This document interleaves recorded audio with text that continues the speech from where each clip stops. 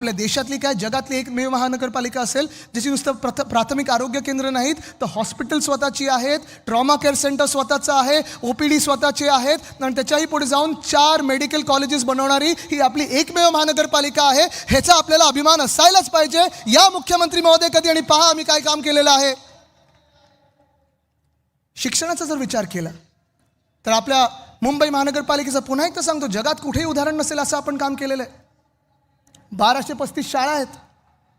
8 माध्यमांमधून म्हणजे इंग्रजी आहे, सेमी इंग्लिश आहे, मराठी आहे, गुजराती आहे, उर्दू आहे, तमिळ आहे, तेलुगू आहे, कन्नड आहे, ह्या सगळ्या भाषांच्या माध्यमातून आपण 3.25 लाख विद्यार्थ्यांना शिक्षण देतो. इथेच थांबलो नाही. उद्धव साहेबांनी 2011 साली प्रत्येक ठिकाणी आपण पाहिलं असेल टॅब्स आणलेत लहान मुलांच्या दप्तरामध्ये, म्हणजे दप्तरचं ओझं कमी होईल. डिजिटल क्लासरूम आणले, व्हर्च्युअल क्लासरूम आणले, हात दाखवा बस थांबवा, गणवेशधारक विद्यार्थ्यांसाठी मोफत बस सेवा आणली.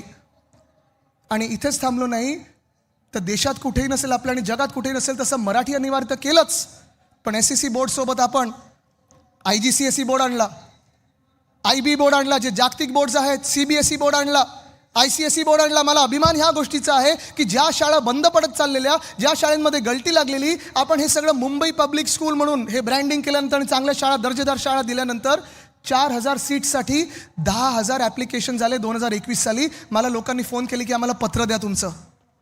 अभिमान वाटतो या गोष्टीचा आपल्याला. लॉटरी काढायला लागली या शाळांसाठी. हे मॉडेल आपल्याला मुंबईत न्यायचं आहे, पुण्यात न्यायचं, सगळीकडे न्यायचं आहे. पाण्याचंच जर विचारलं तर मुंबई महानगरपालिका कदाचित एकमेव महानगरपालिका ज्या क्षमतेने, ज्या ताकदीने आपण काम करतो, ज्या हिमतीने आपण काम करतो. आपली स्वतःची धरणं आहेत आणि हिंदू हृदय सम्राट बाळासाहेब ठाकरे मिडल वैतरणा धरण हे आपण करून दाखवलेलं आहे. आपल्या काळात झालेलं आहे. कुठेही छुपा कर लावला नाही, कुठेही पाण्याचा दर वाढवला नाही.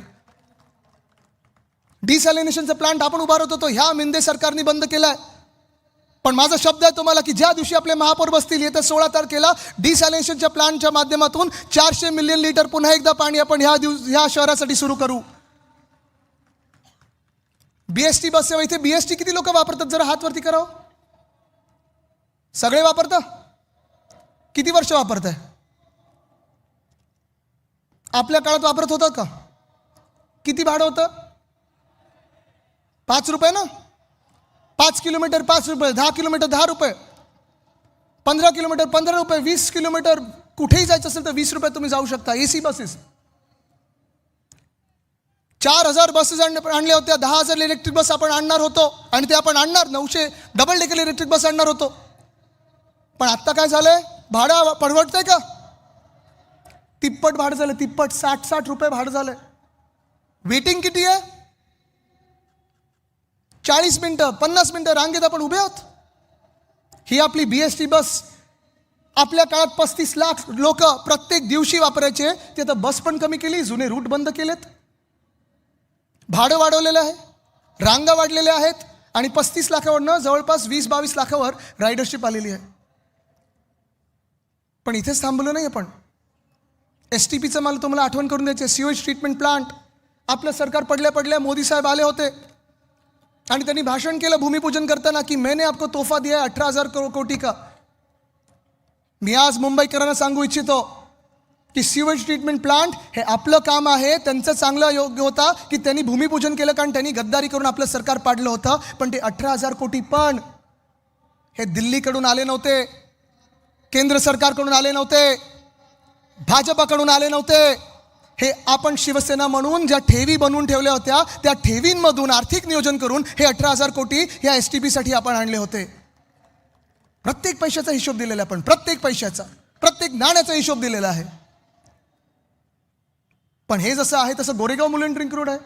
सुनील प्रभू साहेब, तुम्हीच मला वाटतं आपण तेव्हा भूमिपूजन केलं.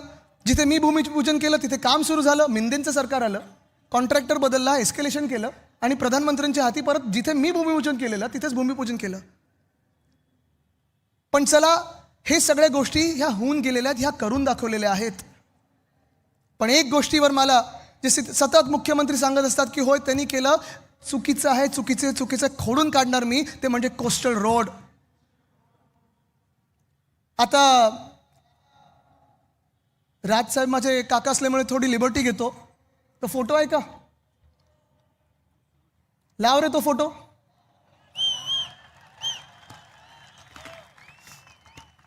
हे जिओ टेक्निकल सर्वेचं काम आहे. फडणवीस साहेब दिसत आहेत का कुठे? जिओ टेक्निकल सर्वे म्हणजे जेव्हा काम होतं त्याच्या आधी जी प्राथमिक तयारी करतो की खालती खोदताना दगड कुठचा असेल, किती खोलीवर जायला पाहिजे, माती कुठच्या प्रकारची आहे. मुंबईत खास करून बसॉल्ट रॉक लागतो. मी आहे, उद्धव साहेब आहेत, मला वाटतं देसाई साहेब दिसत आहेत, अजय मेहता साहेब दिसत आहेत, आणि आम्ही बोटीतून गेलो होतो. भाजपा सरकार नव्हतं केलं